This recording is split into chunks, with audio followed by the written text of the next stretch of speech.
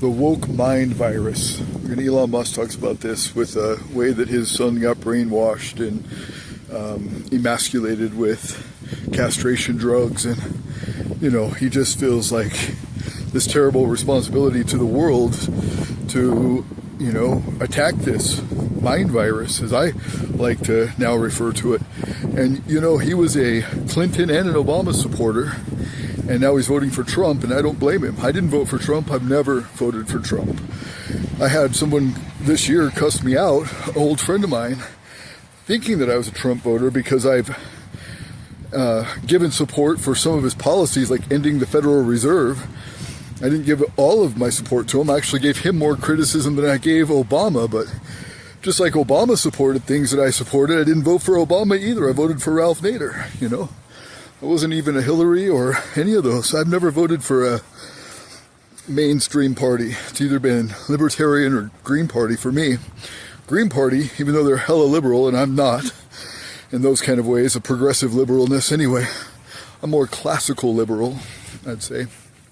But the National Initiative for Democracy, a fourth tier of government, so I supported Ralph Nader for 12 years. And, I can see that I have a lot of connection politically, the way that Elon Musk thinks, in the way that I voted throughout the years, way before I ever knew the name Elon Musk. And now to where I thought I would never vote for Trump because I figure he's in on it all. He might be the lesser of two evils, but I'd say he's probably one of the elite that are in the same lineage of King John Lackland of England. And I've done some videos on that on the Ex-Cannabis channel. But if you, look at it, how he was so close to the Clintons for 40 years, they went to his wedding. I never thought I'd vote for Trump because I absolutely am afraid of the Clintons. Clinton is a cartel, man. That Clinton Foundation took in hundreds of billions of dollars, gave very little back. I don't know, it was a terrible operation. A scam, I'd say. Anyway, I like Trump. I like that he's no nonsense. He's more masculine. He's not emasculated like old Biden was. Biden was awful, and he was such a pussy. Nobody was scared of the United States. They knew they could buy Biden off for cheap. He didn't even get very much out of it for all he did to hurt this country. Look at all those random LLCs and businesses that his family started that started getting money in from foreign entities just all of a sudden. And nobody is still talking about that. I'm surprised. It seems like that should still be a topic. But I mean, between Trump and Biden, at least Trump's not a pussy. Trump might be controlled. I made a video called The Boom and Bust Cycle, where I thought, Biden was the bust and Trump was the boom. And if these elites can predict who's going to be president, they can make big money off of investing in markets and real estate and all the rest. So I just figure they're all in on it all. But I'd rather have, like that Kate, what's her name, the journalist from UK who said on a late night show that she'd rather be grabbed by the pussy than have a pussy for president. So I don't know, I think I've changed a lot over the years, but I think everybody, if they're alive and breathing, should be changing, learning from their history. I definitely, like I said, never saw myself voting for somebody like Trump or a Republican or any of the other. Although Ron Paul kind of ran out as a Republican, but he was very libertarian, so, I did vote for him once for president, but in the primaries anyway. But no, I've never voted for a Republican or a Democrat in the, the November 4th election, whatever. So, or locally, for that matter, ever. So I've always been pretty independent or non-affiliated or libertarian or Green Party, but never the main parties. There's some logic behind that. If these parties get at least 5% of the vote, they get federal matching funds, which gives them more strength in the election. Gives them more reach with ads and, whatever, outreach. So I've always tried to get them to the 5%. So I've always advocated for third parties for that reason. So it's not always a two-party system. But also in other parts of my life, I mean, I feel like I was very flexible, 25 years ago. And I think I was more giving, probably. I'm a lot more selfish now. I don't know. Things change you in life. trying to get back to who I was. I'm trying to exercise. That's always made me feel good. Lost my finger, and they're going to take it down a notch, so I'm going to have all of that removed, so I'll just have the 3 fingers in the future. I don't know, it's going to be really aesthetically weird to me. I don't know how it's going to feel, but my body has definitely changed. I got a lot of orthopedic implants in my body. I think the thing that broke me the most in my life that I'm still trying to get over is my kids. Losing them right now at this point in my life has been most terrible loss, most terrible suffering I've ever went through. I've always loved my kids, always wanted a lot of kids, not just for the sake of having kids, but because I love my kids. But, you know, unconditional love doesn't mean unconditional tolerance. I'm not a big fan of that. So I'm not going to have anybody bully me into changing my language or my pronoun usage or anything other than I've been taught in my whole life. Even if it's my kids, I'm going to love them for who they are. I've got my daughter's new name that she wants to call herself, Jenny.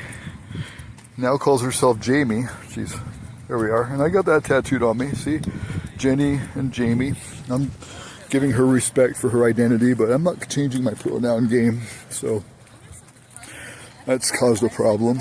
There's been a stepdad that has turned transgender since he met my wife, and she always wanted to kind of be dominant in the relationship, and I guess that's where she's at in it, and I think she's happy with it. But you know, I've been trying to get them school clothes and trying to, like, you know, be a participant in their life, and I've been shut down. And they say it's about this pronoun usage. You know, we've had this conversation. I've got it recorded from the past, but also in the past, I've always supported gay rights. You know, I've always been an ally. I mean, ever since YouTube became a thing, like 2006, 2008, I made some videos about it, and I've always been in favor of everybody having their rights and dignity. And I'm not going to have it forced on me, and I'm not going to believe that you can change your gender just because somebody wants me to believe it. You know, give me science or logical reason, but, you know, good ideas don't take force. I'm a big fan of the non-aggression principle. You know, that's another thing I like to talk about. I always do. But in my story, one of the baby mamas told me I need to be accountable and just take responsibility for everything.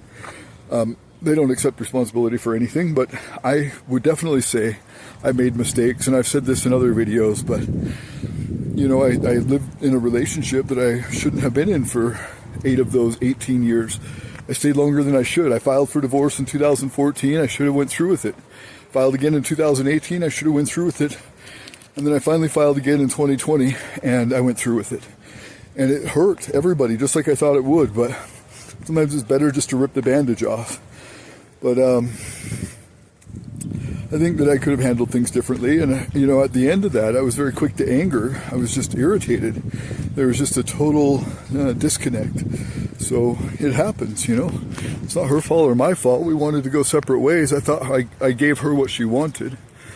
And lo and behold, no. She was very upset about it. And taking it out on me. You know, like they say, there's no hell on earth like a woman scorned. It's a true story. And my friend Jack dying, that was a rough one this year. You know, things happen. People die. He was the friend that was best to me. I don't know if he was my best friend, but he was so good to me, honest and direct. I could trust his word. If he was, you know, taking the piss out of me, I knew it. If he was being honest and sincere, I knew it. And I knew I could trust his word. He passed away, but he gave me some intense insights into a situation with one of my baby mamas. And I wrote a song for Jack. I believe I got him, well, I've got a little page for him started, but I haven't been able to share it yet, so I'll put it in the description. But yeah, it's a song about dogs are better than people. That's what he always used to tell me, and I'm a big fan of that logic and wisdom. Definitely true. But you don't grow if you can't accept responsibility. I know that, you know, I did a lot of wrong. I handled things the wrong way in multiple situations, but at the same time, you know, I demand respect. If I'm not getting it, I feel unloved. And if I feel unloved, what's the point? You know what I mean? I just like respect, even if it's the most truthful truth. You know, I don't like a dishonest conversation. That's why I don't like talking to many people. But I do like honest conversations, sincere conversations, and I do like to learn and grow from my mistakes. And I hope that's what I'm doing in life. I hope that's what we all do. I wrote my biography. You'll read it. I took all the responsibility. I was a kid. I left home early. And I was a shithead kid. So, I went and found my own way and did my own thing. I don't regret it. I was Peter Pan.